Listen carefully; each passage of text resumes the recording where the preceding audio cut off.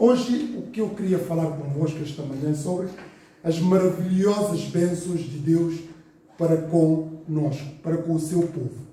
E nós sabemos que a nossa vida é feita de bênçãos. Nós somos chamados para sermos abençoados. Nós somos chamados para a vitória. Nós somos chamados para a vida eterna. Mas apesar de todas essas promessas, elas também encerram aquilo que podemos considerar dificuldades, aquilo que podemos considerar as contradições e contrariedades da própria vida. Porque todas as vitórias, todo o sucesso, todas as conquistas requerem sempre algum esforço, algumas contradições, algumas dificuldades.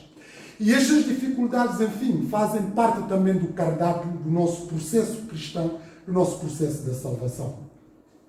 E tendo atenção a todos esses pormenores, razão pela qual eu trouxe este salmo para podermos debruçar e podermos extrair a sua mensagem, sobretudo no contexto que nós vivemos, que é um contexto de alguma, aflição pela generalidade das pessoas, porque o crente propriamente não pode estar aflito. Mas nós sabemos que é um momento de aflição, um momento de apreensão, um momento de incertezas, um momento de alguma angústia, e muitas pessoas estão numa situação que não conseguem projetar-se, porque há alguma precariedade, há algumas pessoas que ficaram desempregadas, há algumas pessoas que estão a passar situações de várias naturezas, quer seja do ponto de vista laboral, familiar e até espiritual. Alguns que estão em desencontro com eles próprios e com a igreja e com a família e com, o seu contexto social, etc, etc. Outros também por motivos de saúde. Enfim, há um conjunto numeroso de problemas que todos nós vamos enfrentando, mas aqueles que são filhos de Deus, aqueles que são salvos de Deus, têm sempre forma de amparar para poderem, consolidar ainda mais a sua fé. Por isso, esta é a razão pela qual eu trouxe este salmo, que é um salmo bastante conhecido. Mas, até propriamente nas problemáticas que este salmo nos ensina, diz desde logo aqui, quando o Senhor trouxe do cativeiro os que voltaram a Sião. Quer dizer, este salmo não se sabe ao certo quem é o seu autor. Pronto, negocia-se quem é que porventura poderá ser o seu autor. Mas é um salmo que era cantado, salmo de graus, salmo de peregrinação.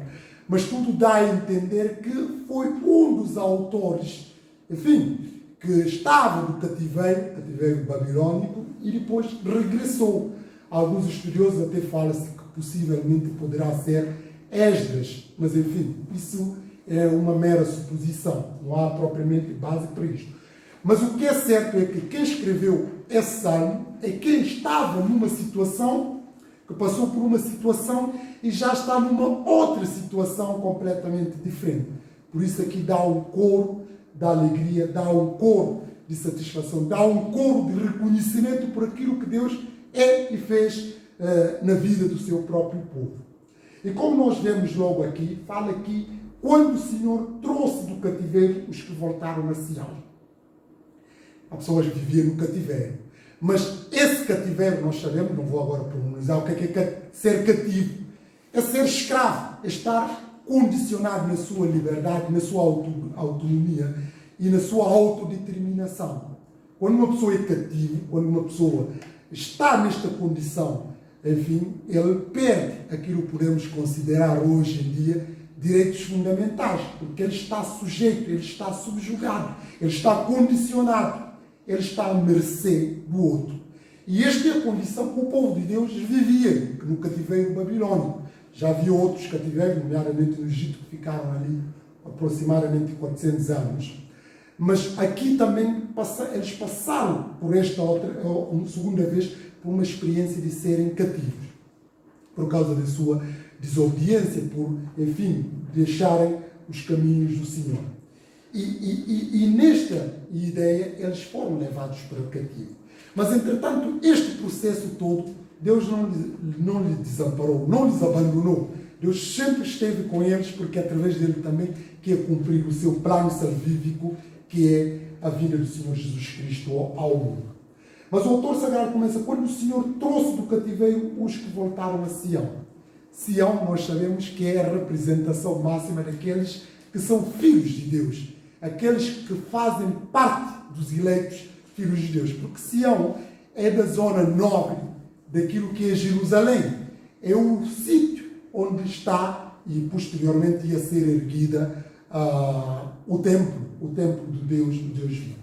Mas quando o Senhor trouxe do cativeiro os que voltaram a Sião, estávamos como os que sonham. Estávamos como aqueles que estão fantasiados. Estávamos como quem não esteja no seu perfeito juízo. Parecia um mero sonho. Porquê? Porque, como eu estava a dizer, quando uma pessoa perde as faculdades da liberdade, quando a pessoa não pode decidir o seu futuro, quando uma pessoa está a ser infligido dores no seu próprio corpo, etc., quer dizer, ele está numa situação de agonia, numa situação de prisão, numa situação de condicionalismo, etc. Quando passa essa situação e muda por uma situação de liberdade, quer dizer, não há alegria que explique isso.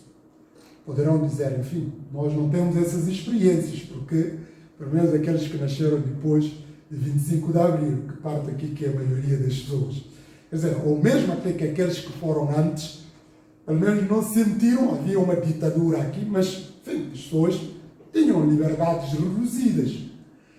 Mas nós podemos aplicar quando nós estamos enfermos, quando estamos doentes e estamos mesmo a sofrer, mesmo na pele, por estarmos doentes. Mesmo até que não estamos a sofrer, mas estamos condicionados na nossa liberdade, nós queremos sair e não podemos, etc. Não é propriamente uma coisa agradável, uma coisa saturante, uma coisa, enfim, que nos condiciona. Mas mais do que isso, quando nós somos considerados que somos mesmo, enfim, prisioneiros, que nós somos escravos, etc., isso ainda é pior, ultrapassa toda a dimensão daquilo que podemos considerar da liberdade. Por isso eles, ao serem libertados, eles reconhecem que Deus que fez essa operação, através do rei Ciro, que fez esse decreto para eles serem libertados. E eles foram dados essa euforia de serem livres, de serem considerados dignos, de serem considerados naquilo que podemos considerar hoje na seção de ser pessoas, de serem gente, poderem decidir a sua vida e decidirem o seu futuro, que já não estão escravizados, que já não têm que ser condicionados ao senhorio, etc. Eles estavam como quem sonha. Aquilo parecia tão bom que dava para crer que estavam a sonhar. E essa também, às vezes, experiências que nós, pelo menos, passamos, mas numa perspectiva mais inversa. Porque às vezes nós estamos a sonhar com aqueles sonhos mesmo das coisas que nós, enfim, ansiamos e até damos como garantidos, mas depois, quando acordamos, vemos que de facto estávamos numa mera utopia, que aquilo de facto não era verdade, caímos no real.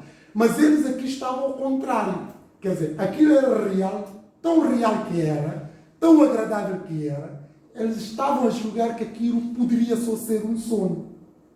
Isso é para ver que o próprio autor sagrado não consegue traduzir isso na prática da sensação da alegria, da sensação de felicidade, da sensação da liberdade que estavam a viver. Por isso diz, parecíamos como quem os que sonham. E nós sabemos, por experiência própria, o que é ter um sonho, sobretudo aquele sonho agradável. Não estou a falar daqueles pesadelos, enfim, que até nos assusta, etc. Mas quando nós estamos a ter aqueles sonhos agradáveis.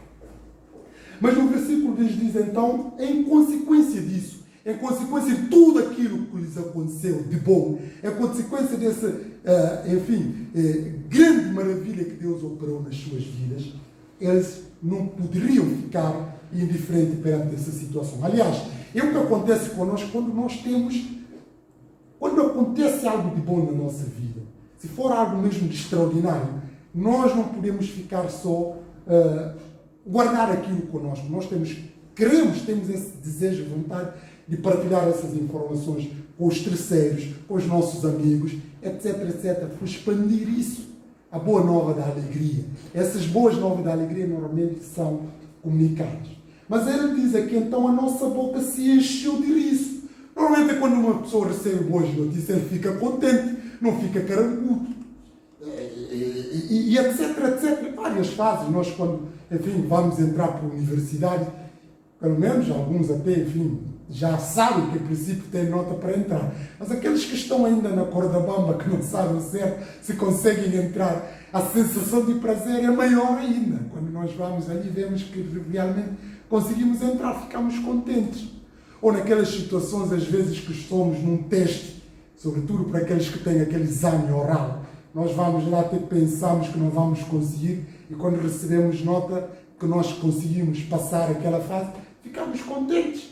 Ou, por exemplo, numa situação que sabemos que o nosso filho, enfim, foi colocado por um bom trabalho, um concurso público, ou, por exemplo, bênçãos que vamos acontecer na nossa família, que são bênçãos excepcionais, nós ficamos contentes. E essas alegrias transmitem-se no nosso olhar, na nossa postura. E às vezes até a pessoa que está a andar e está a rir sozinho. Às vezes pensamos que o tipo até ficou maluco, mas que afinal até está no seu perfeito juízo, porque está feliz, está com alegria no coração. E quando nós estamos com alegria no coração, li até nestes dias uma autobiografia de Martin Luther King, que falava que naquela sensação da liberdade, quer dizer, há alguns, ele ilustrava daqueles que estavam escravos, às vezes a pessoa andava e caía no chão, mesmo até que machucasse, achava que aquilo não é nada porque estava feliz por estar liberto, mas ele estava a fazer analogia, contando quando isso também acontecer, por exemplo, nos Estados Unidos, etc, etc. Mas aqui nós vemos, o autor sagrado fala, então a nossa boca se encheu de riso. Mas não é só de riso aqui, mas também a nossa língua de cânticos. E estes cânticos aqui não são cânticos qualquer, é cânticos de ações de graças por aquilo que Deus operou nas suas vidas. Mas o riso também não é um riso de escárnio, um riso de zombar aqueles que lhes tinham oprimido. Não, é um riso de agradecimento, um riso de satisfação, de júbilo, que vai traduzindo também em cânticos. E a nossa língua de cântico. Então se dizia entre as nações, grandes coisas fez o Senhor a estes. Ou seja, aquilo que Deus fez por eles transbordava para os terceiros.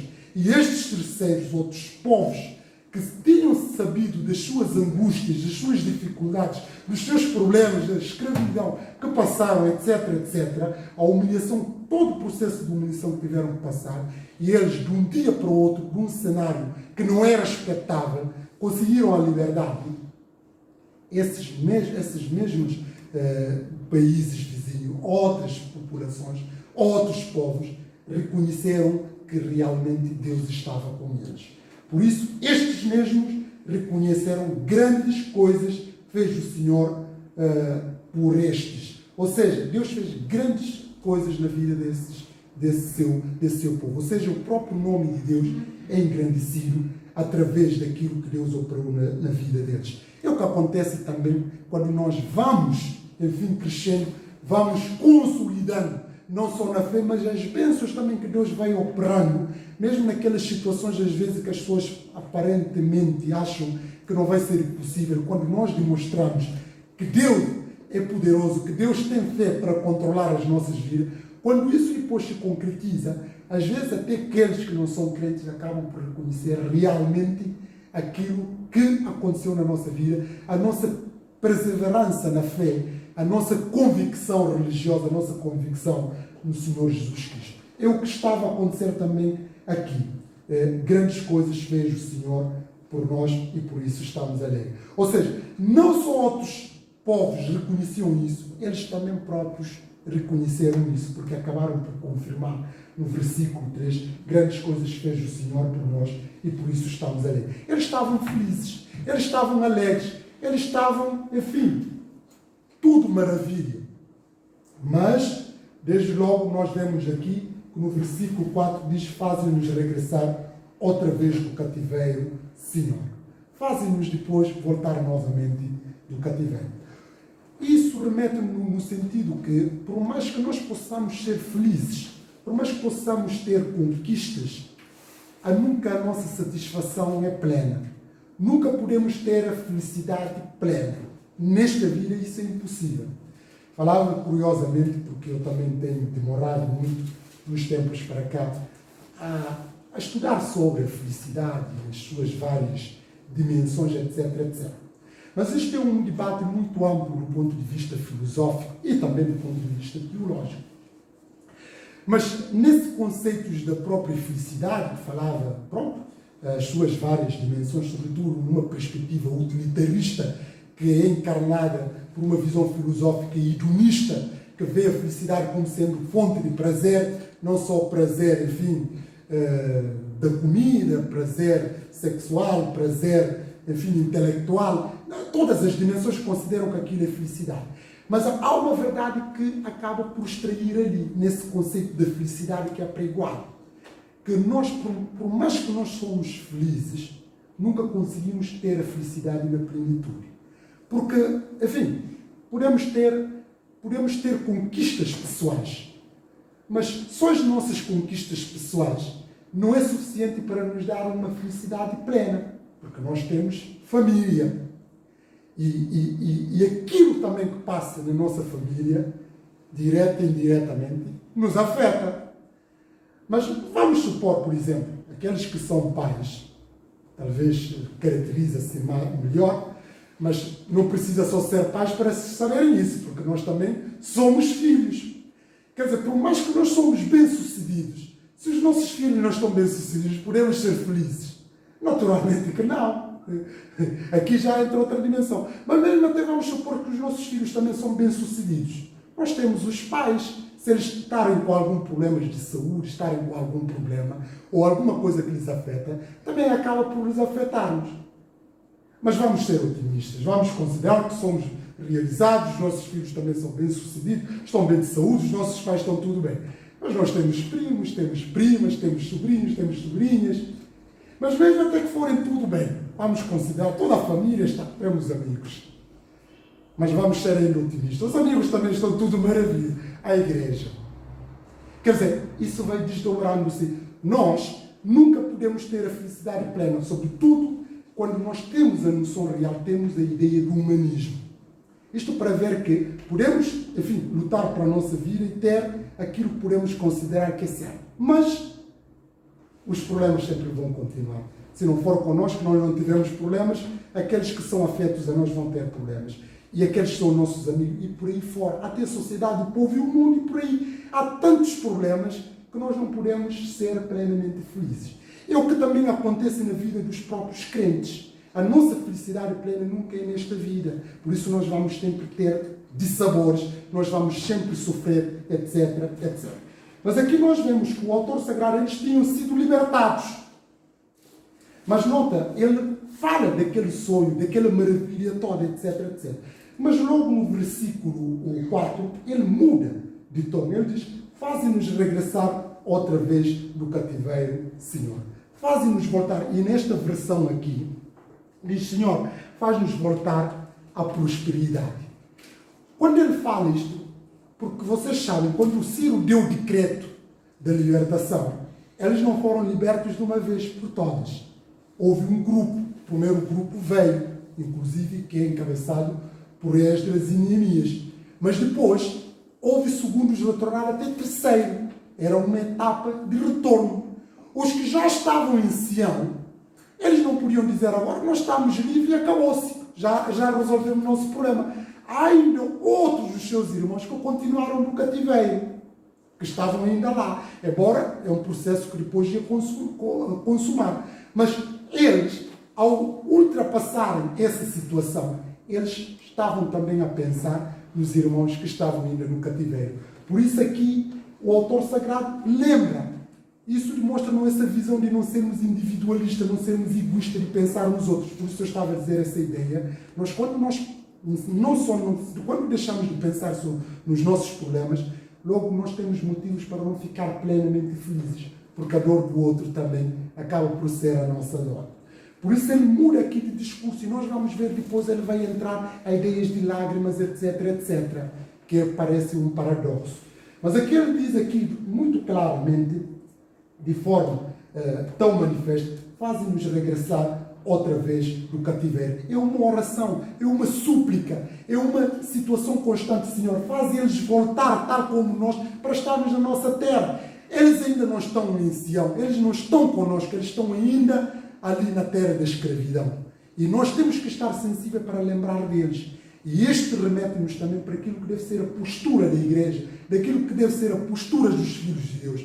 Nós não temos que orar só por nós, nem temos que orar só pelos nossos familiares, nem temos que orar só pelos nossos amigos, nem só temos que orar pela nossa igreja local. Nós somos convocados a orar por essas pessoas e tudo, e orar por nós, mas acima de tudo, a orar pelo mundo, a orar pela mensagem do Evangelho, tocar aqueles que são descrentes, orar por aqueles que estão numa situação de adversidades, que estão a passar dificuldades, aqueles que não têm paz, que não têm harmonia, etc. Nós somos convocados a pensar no outro, a lembrar nos outros. E isto que o autor sagrado aqui fala de uma forma de esperança. Faz-nos regressar outra vez do cativeiro, Senhor, como as correntes do sul. É importante aqui a analogia que ele usa, como as correntes do sul. E nesta versão aqui diz como as chuvas transformam o deserto do Negev, as correntes do sul. Porque parte do sul, para quem conhece a geografia de Israel, aquilo é mais parte árida, é praticamente deserto. E normalmente este período de deserto, enfim, levantava bastante pó e poeira. Aquilo não só afetava drasticamente a vida daquelas povoações, como criava muitas complicações. Aliás, nós até temos um ditado, quando há dificuldades, problemas, ou para tomar algumas decisões, etc., diz assim, às vezes, para a pessoa ter calma e deixar assentar a poeira. Porque a poeira também cria desconexão na nossa visão, de ver a realidade, de ver o horizonte à nossa frente. Pó, atrapalha. Pronto, isso eu estou a usar essa analogia. Mas quando chega no período chuvoso, quando chove, toda aquela parte do sul, que é de pó, que criava todo esse tumulto de pó, essas águas controlavam esse tumulto todo e fazia ali um oásis, que era a calmia, que não havia pó, que dava para ver, enfim, horizonte muito mais claro. E o autor sagrado usa isto aqui para ilustrar essa grande verdade que queria fazer. Fazem-nos regressar outra vez ao cativeiro. O cativeiro é o deserto árido que eles tinham que enfrentar. Esse deserto como do sul, onde havia tumultos, onde havia confusão, onde havia desconexão, que não se podia ver a realidade. Mas, ao mesmo tempo, as chuvas de bênçãos, quando vinham, controlava toda aquela tumultuosidade, todas aquelas dificuldades. E a pessoa, enfim, havia uma harmonia e a pessoa também podia ver ao bem e podia respirar também ao bem. Por isso ele usa aqui esta ideia, enfim, para que Deus faça isso, tal como opera com as correntes do sul. E depois ele, no versículo 5, diz: os que semeiam em lágrimas cegarão com alegria. Ele continua nesta senda de dificuldade, nesta senda de contradição, nesta senda do paradoxo, nesta senda de contrariedades, etc, etc. Mas para isso, aqueles que, enfim, os que semeiam em lágrimas. O que é semear em lágrimas? Semear em lágrimas é, enfim, lutar, tentar lutar por aquilo que é correto, lutar pela vontade de Deus, lutar para que a justiça seja implementada. E nós sabemos que é difícil a vida que nós vivemos, o mundo que vivemos, a justiça normalmente não funciona. E nós somos chamados para lutar pela justiça, para lutar pela concórdia, pela harmonia, pela paz e pacificação entre as pessoas. E isso normalmente não é fácil, porque às vezes somos mal compreendidos, às vezes entramos nas dificuldades, inclusive, acabamos por perder muitas coisas, às vezes, que poderíamos, enfim, evitar, etc, etc. Mas mesmo assim, nós somos chamados para semear semente. E estas sementes aqui são sementes de bondade, sementes de amor, semente de justiça, que em última instância remetem-nos para a semente do Evangelho. Enfim, eles, os que semeiam em lágrimas, cegarão com alegria. Eles, aquele que leva a preciosa semente, repara, essa preciosa semente, andando e chorando. Quer dizer, essa ideia aqui da boa semente, andando e chorando. E o semeador, quando o semeador vai semear, não quer dizer que ele tenha em abundância para semear. Mas ele, enfim, faz um esforço no sentido de abdicar temporariamente daquilo que poderia ser, enfim, as suas reservas, e ele vai semeando. Mas não chega só para semear, ele tem que preparar a terra. E este processo de preparar a terra, de cultivar a terra, e ainda por cima esperar que haja chuva e sol suficiente para poder, enfim, germinar o produto que está a semear, etc, etc. Aqui envolve muitas situações em simultâneo, mas sobretudo fé, para que depois, em tempo oportuno, haja fruto, que não haja dificuldade, que não haja tempestade, etc, etc. Logo, este ato de semear não é só chegar e semear, mas é preciso um trabalho de preparar o campo e fazer isso tudo é um esforço. Envolve esforço, envolve sacrifício, etc, etc. Mas, com fé e confiança, o semeador vai semear. Mas ele, à medida que está a fazer isso, ele está a chorar ao fazer esta mesma situação. Por isso o autor fala aqui, aquele que leva a preciosa semente, que não é semente qualquer, é preciosa semente, andando e chorando, voltará sem dúvida, com alegria, trazendo consigo os seus móveis. Essa ideia de semear a boa, preciosa semente, a semente da concórdia, a semente do amor, a semente do perdão, a semente do evangelho, que não é fácil, porque isso é um objeto também de contradição, porque as pessoas são impedidas a fazer isso. As pessoas que lutam para semear a harmonia, semear a mensagem do evangelho, pregar a boa nova de salvação, normalmente essas pessoas são contestados. E isso começou com o próprio Senhor Jesus, que foi objeto de contradição dos próprios homens, como diz o autor sagrado de Hebreus no capítulo 12, quando falava da questão da fé. Mas é importante fazer isso andando e chorando. Mas depois, em consequência disso, esses sem dúvida colherão com alegria, trazendo consigo os seus males. Isso remete-me por aquilo que o Senhor Jesus falou. Bem-aventurados os que choram, porque eles serão consolados. Mas não é chorar qualquer, é chorar pela justiça, pelo amor, pelo perdão, pela harmonia, pela miséria do ser humano, enfim, por tudo aquilo que podemos considerar para o bem, para a paz e para a concórdia, etc, etc. Mas não é fácil. Mas quando fazemos isso, em tempo oportuno, nós colhemos a mensagem da alegria, que em última instância remete-nos para a alegria plena que nós temos em Deus Nosso Senhor. Por isso eu trouxe aqui, sem mais delongas, este salmo, é para nos mostrar que, mesmo em momentos de bênçãos, pode haver sofrimento. E faz parte disso, nós temos que interiorizar isso. Há muitos irmãos aqui nossos, enfim, que eventualmente poderão estar a passar por essas situações. Quer seja por problemas de saúde, quer seja por algum problema familiar, quer seja por problema espiritual, quer seja por problemas laborais. Há problemas de várias ordens. Mas nós temos que saber reconhecer Deus nessas situações de problemas, mas ao mesmo tempo também reconhecer a bênção que nós temos, porque nós não temos só problemas. Infelizmente, nós tendemos mais a olhar para os problemas do que propriamente para a bênção. Há bênção a nível desses problemas. Mesmo no momento de deserto, há sempre bênção ali. Como diz o autor sagrado Davi, ainda que eu andasse pelo vale da sombra da morte, tu estás comigo. Deus está conosco nessas situações. O cativeiro que o povo de Deus vivia, Deus estava ali com eles. Mas Deus depois libertou-os definitivamente desta condição. E isto remete-nos para aquela ideia que eu estava a dizer, da nossa peregrinação há problemas. Mas de todos esses problemas, como diz o salmista, muitas são as aflições do justo, mas de todas o Senhor o livra. E noutra passagem diz, o Senhor castigou-me, mas não me deixou morrer. Porque todas essas coisas que acontecem na vida do crente têm um objetivo último de consolidar a nossa fé e permitir-nos entrar no céu. Quer dizer, por isso o sofrimento também faz parte de todo este cardápio. Às vezes faz-nos confusão, porque nós não temos propriamente preponderância para sofrer. Mas faz parte, como diz o apóstolo Paulo, importa muitos sofrimentos até entrar no reino de Deus.